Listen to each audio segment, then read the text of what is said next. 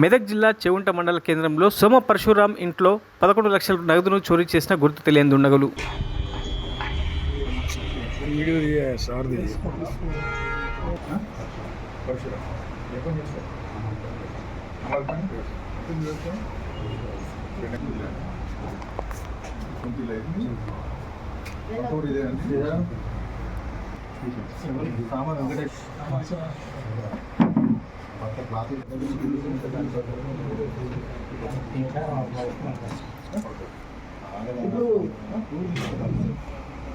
ఈ చాబీ రెండు చాబీలు అవి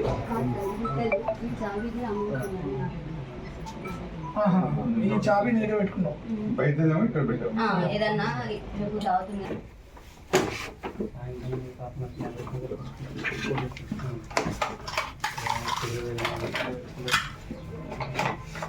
మరిన్ని అప్డేట్స్ కోసం మా ఛానల్ని సబ్స్క్రైబ్ చేయండి.